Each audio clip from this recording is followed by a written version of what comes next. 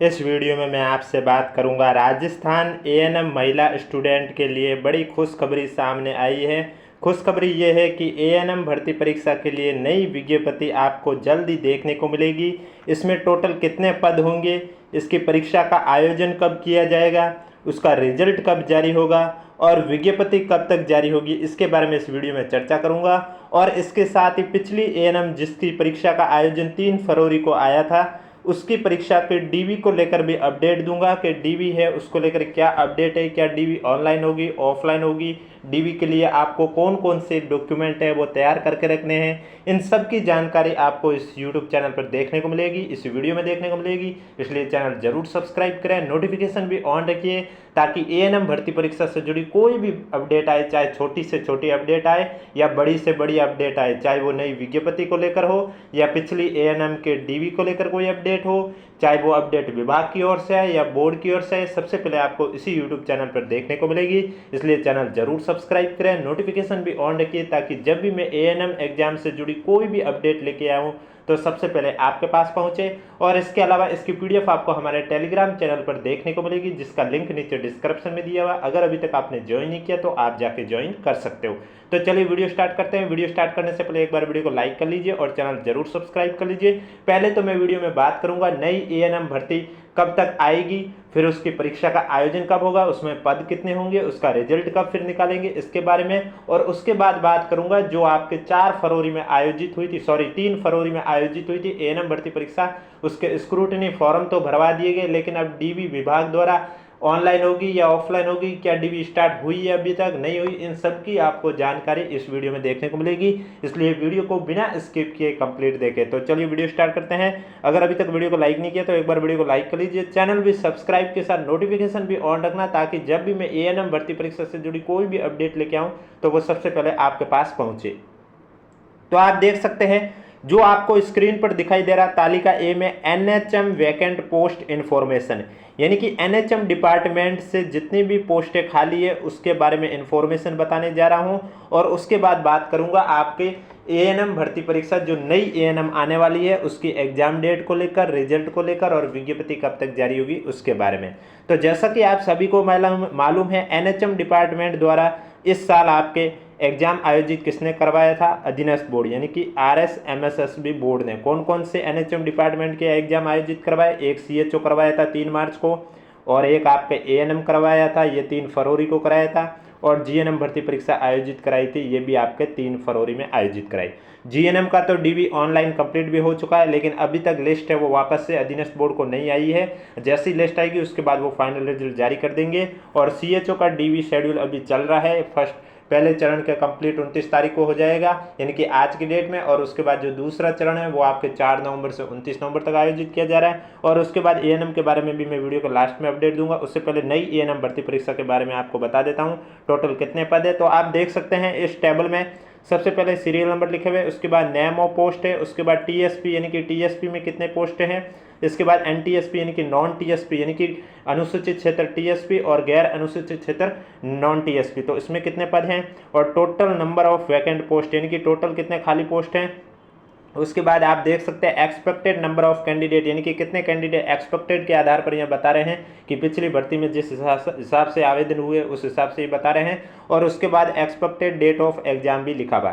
तो आप देख सकते हैं नेम ऑफ पोस्ट में जब मैं पेज को स्क्रॉल करूंगा तो आप देख सकते हैं 9, 10 और आपका एक 8, 9, 10 ये 3 पॉइंट आपके एएनएम, जीएनएम और सीएचओ भर्ती परीक्षा से जुड़े हैं।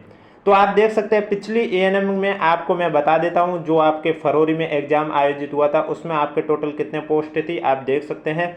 उसमें आपके टोटल 3058 पद थे। 3058 में से नॉन टीएसपी के थे 2770 और टीएसपी के थे 288।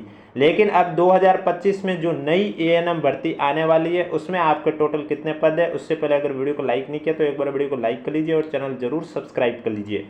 तो आप देख सकते हैं जो नई एएनएम आने वाली है female health worker 8 number point यानी कि एएनएम भर्ती परीक्षा की ही बात करें तो यहाँ टीएसपी के लिए तो कोई भी पोस्ट अभी तक नहीं है यानी कि रिक्त पद कितने बताए जा रहे हैं 0। और नॉन टीएसपी में आपके बताए जा रहे हैं 159 पद। कितने पद बताए जा रहे हैं 159 पद। तो इस तरह से टोटल भर्ती परीक्षा जो आने वाली है एएनएम की नई भर्ती आने वाली है ये 159 पदों पर आयोजित की जाएगी। अब इसकी विज्ञप्ति कब आएगी, इसकी एग्जाम डेट क्या है, इसका रिजल्ट कब तक आएगा, उसके बारे में भी बता देता हूं आपको। तो आप देख सकते हैं ये जो आपको दिखाई दे रहा है स्क्रीन पर, ये है परीक्षा शेड्यूल जो कि 4 दिन पहले वापस से संशोधित कैलेंडर जारी किया गया था अधीनस्थ बोर्ड द्वारा, क्योंकि जो नई एएनएम होगी वो भी आपके सुविधा पर होगी जिस तरह से इस बार वाली हुई थी, और वो भी आपके अधीनस्थ बोर्ड ही करवाएगा, यानी कि आरएस एमएसएसबी बोर्ड द्वारा ही करवाया जाएगा।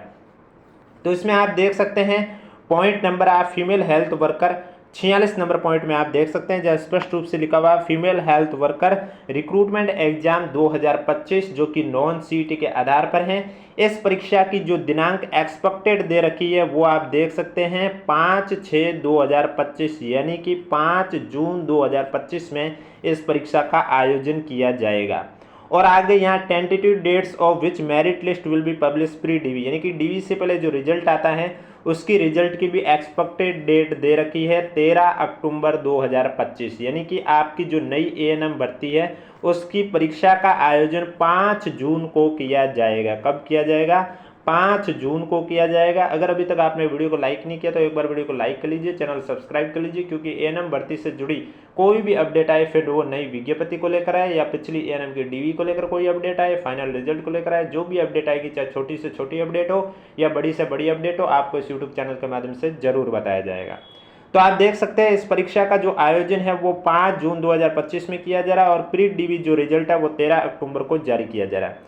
अब बात आती है कि इसकी विज्ञप्ति कब तक आएगी। तो जैसा कि मैंने अभी आपको बताया था, ये भर्ती परीक्षा आपके टोटल 156 पदों 159 पदों के लिए आयोजित की जाएगी। अब 159 पदों के लिए विज्ञप्ति है उस पर यहाँ स्पष्ट रूप से लिखा हुआ है, आप देख सकते हैं यहाँ नोट में भी लिखा हुआ है कि क्रम संख्या 1 से 23 और 35 पर अंकित परीक्षा हेतु विज्ञापन जारी किया जा चुका है, यहाँ अलग परीक्षा है। आगे लिखा हुआ शेष पदों पर विभाग से संपूर्ण अर्थना प्राप्त होने व सीईटी में शामिल भर्ती परीक्षाओं के लिए स्कोर कार्ड जारी करने के बाद विज्ञापन शीघ्र जारी, यानी कि जो सीईटी के अंडर वाली विज्ञप्ति है उनमें तो सीईटी का स्कोर कार्ड आएगा, उसके बाद विज्ञप्ति जारी होगी। लेकिन जो नॉन सीईटी वाली जैसे कि एएनएम, जीएनएम, सीएचओ, तो इनकी जो नई भर्ती है ये शेष पदों पर जो आपके जैसे कि अभी 159 पद बताए एएनएम के, तो इस पदों पर विभाग से जब संपूर्ण अर्थना प्राप्त हो जाएगी उसके बाद है वो बोर्ड विज्ञप्ति जारी कर देगा। अब विज्ञप्ति भले ही आपके बोर्ड 1 महीने पहले जारी कराए, 2 महीने पहले, क्योंकि आपको एग्जाम डेट तो बोर्ड द्वारा दे चुके हैं, तो उसी एग्जाम डेट में आपका परीक्षा का आयोजन किया जाएगा। और इसी तरह आपके सीएचओ भर्ती परीक्षा और जीएनएम परीक्षा भी 2025 में आयोजित की जाएगी, यानी कि जीएनएम की भी नई भर्ती आने वाली है और सीएचओ की भी आने वाली है। तो उसके बारे में भी मैं आपको बता देता हूँ टोटल कितनी पोस्टें होने वाली है। तो सीएचओ में आप देख सकते हैं टीएसपी कैटेगरी की बात करें तो टीएसपी में आपके 71 पद होंगे, और नॉन टीएसपी की बात करें तो नॉन टीएसपी में आपके 2563 होंगे। इस तरह से टोटल आपके 2634 पदों के लिए नई सीएचओ भर्ती भी आने वाली है और उसकी परीक्षा का आयोजन भी आपके 6 जून 2025 में किया जाएगा। आप देख सकते हैं एक्सपेक्टेड डेट दे रखी है अभी तक इन्होंने 6 जून। अब नेक्स्ट आती है जीएनएम भर्ती। अब नई जीएनएम भर्ती है उसमें आपके कितने पद है तो मैं आपको बता देता हूँ। इसमें आपके टीएसपी के जो पद हैं वो 93 है, और नॉन टीएसपी की बात करें तो नॉन टीएसपी की है 1848। इस तरह से टोटल आपके 1941 पदों के लिए नई जीएनएम भर्ती परीक्षा का भी आयोजन 6 जून 2025 में किया जाएगा। अब बहुत स्टूडेंट ये सोच रहे होंगे कि सीएचओ और जीएनएम की परीक्षा का आयोजन एक ही दिन में है, तो स्टूडेंट परीक्षा कैसे देंगे जिन्होंने दोनों ही फॉर्म आवेदन किए। तो मैं उनको बता देता हूँ एक ही दिन में है, इसका मतलब ये नहीं है कि एक ही शिफ्ट में है। अगर सीएचओ मॉर्निंग शिफ्ट में हुई तो जीएनएम इवनिंग शिफ्ट में होगी, और जीएनएम मॉर्निंग शिफ्ट में हुई तो सीएचओ आपके इवनिंग शिफ्ट में होगी। ऐसा किया जाएगा, ऐसा नहीं है कि दोनों ही आपके एक ही शिफ्ट में होगा। तो ये तो आपके मैंने सीएचओ भर्ती परीक्षा, एएनएम और जीएनएम नई भर्ती परीक्षा को लेकर अपडेट दी है, यानी कि एएनएम की जो नई विज्ञप्ति है वो अर्थना प्राप्त होते ही जारी हो जाएगी। एग्जाम डेट आपको दे रखी है 159 पदों के लिए 5 जून को परीक्षा का आयोजन किया जाएगा। अब जो आपके 3 फरवरी को एएनएम परीक्षा जो आयोजित हो चुकी है उसके डीवी को लेकर अभी तक यही अपडेट है, क्योंकि एनएचएम डिपार्टमेंट अभी व्यस्त है सीएचओ भर्ती परीक्षा की डीवी में, क्योंकि इससे पहले वो जीएनएम की डीवी में बिजी था। जैसे ही जीएनएम की डीवी कंप्लीट हुई, उन्होंने सीएचओ की डीवी शुरू कर दी है। अब सीएचओ की भी दिसंबर तक कंप्लीट होगी, उसके बाद ही एएनएम के चांस आएगा, और एएनएम का भी ऑफलाइन ही जहाँ तक संभव लगता है ऑफलाइन ही डीवी होगी, क्योंकि सीएचओ की भी डीवी ये ऑफलाइन ही करवा रहे हैं। इन्होंने जब स्क्रूटिनी फॉर्म भरा है तब उसमें ऑनलाइन लिखा था, लेकिन अब वापस से सीएचओ की डीवी का शेड्यूल भी इन्होंने जारी किया और वो ऑफलाइन कर रहे हैं। तो उस हिसाब से देखा जाए तो एएनएम का भी आपका जो डीवी का प्रोसेस है वो ऑफलाइन ही होगा। अब आपके डॉक्यूमेंट है वो कौन कौन से तैयार रखने हैं, यानी कि जिन स्टूडेंट ने स्क्रूटिनी फॉर्म नहीं भरे थे या फिर भर दिए हैं तो उनको डॉक्यूमेंट के बारे में अपडेट दे देता हूं।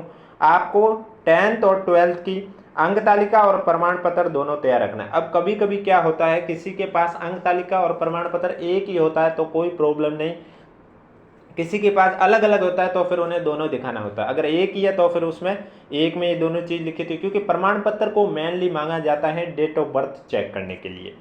इसके बाद आपको ग्रेजुएशन की अंक तालिका और प्रमाण पत्र तैयार रखना है। ग्रेजुएशन में अंक तालिका सभी सेमेस्टर की होनी चाहिए, फिर चाहे वो आपने बीए की हो, बीकॉम की हो, बीएससी की हो, बीई को या बीटेक की हो, अंक तालिका सभी सेमेस्टर की होनी चाहिए और वो भी क्रम वाइज में होनी चाहिए।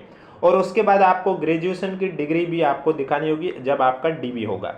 इसके अलावा अगर आपने पोस्ट ग्रेजुएशन कर रखी है तो उसकी भी अंक पत्र और प्रमाण पत्र आपको दिखाना होगा, और उसमें भी आपको सभी सेमेस्टर की अंक तालिकाएं दिखानी होगी। इसके अलावा आपके जो भी डिग्री या डिप्लोमा क्लियर कर रखा है एएनएम में लेकर, जैसे कि ऑक्सिलरी नर्स, मिडवाइफरी ट्रेनिंग का या हेल्थ वर्कर फीमेल कोर्स, जो भी आपने कोर्स किया है उसके सेमेस्टर की अंक तालिका वो भी आपको क्रम से आपको पास रखनी है और उसकी भी डिग्री आपके पास होनी चाहिए।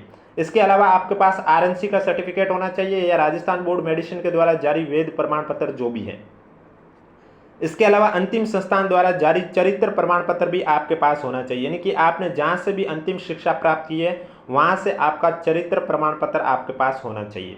इसके अलावा बच्चों को लेकर घोषणा पत्र, अगर आपका मैरिज सर्टिफिकेट बना हुआ है यानी कि आप मैरिड हैं तो आपको फिर बच्चों का घोषणा पत्र भी तैयार रखना होगा। इसके अलावा आपको अंतिम संस्थान द्वारा तो जारी चरित्र प्रमाण पत्र दिखाना ही है, इसके अलावा 2 अलग अलग राजपत्रित अधिकारियों द्वारा भी प्रमाण पत्र दिखाना होगा। दहेज धूम्रपान निषेध के लिए प्रमाण पत्र भी आपको तैयार करना होगा। मूल निवास या विशेष मूल निवास प्रमाण पत्र जो भी, यानी कि नॉन टीएसपी के लिए मूल निवास प्रमाण पत्र और टीएसपी के लिए विशेष मूल निवास प्रमाण पत्र भी आपको दिखाना होगा। जाति प्रमाण पत्र, यानी कि आपके कौन सी कैटेगरी, अब एससी एसटी कैटेगरी वालों को तो जाति प्रमाण पत्र एक बार ही बनाना पड़ता है, लेकिन जो ओबीसी कैटेगरी हुई है, ईडब्ल्यूएस, एमबीसी, इनका क्या 1 साल का ही माना जाता है। अगर 1 साल से ज़्यादा आपका हो चुका है तो आप शपथ पत्र के माध्यम से काम चलवा सकते हैं, और शपथ पत्र के माध्यम से भी मैक्सिमम 3 साल तक का वैलिड माना जाएगा, उसके बाद का वैलिड नहीं माना जाएगा, उसके बाद आपको फिर नया बनाना ही होगा। इसके बाद आपके पास जो भी अन्य प्रमाण पत्र में है, जैसे कि किसी के पास उत्कृष्ट खिलाड़ी का हो, किसी के पास दिव्यांगता का हो, किसी के पास परित्यक्ता का हो, किसी के पास संतान संबंधी हो, किसी के पास भूतपूर्व सैनिक का हो, किसी के पास राजकीय कर्मचारी का, जो भी है वो अन्य प्रमाण पत्र उन्हें दिखाना होगा। जाति प्रमाण पत्र में अगर आप अपना शपथ पत्र देना चाहते हो तो बोर्ड की वेबसाइट पर कैंडिडेट कॉर्नर में प्रारूप दे रखा है जाति प्रमाण के शपथ पत्र को लेकर, वो आपको वहाँ पर दिखाना होगा। इसके अलावा आपको हस्तलिपि नमूना, इसका प्रारूप भी आपको बोर्ड की वेबसाइट पर दिखाई देगा, और अगर आपको नहीं मिल रहा है तो आप हमारे टेलीग्राम चैनल को भी ज्वाइन कर सकते हो, क्योंकि वहाँ पर भी मैं प्रारूप ऑलरेडी अपलोड कर चुका हूँ।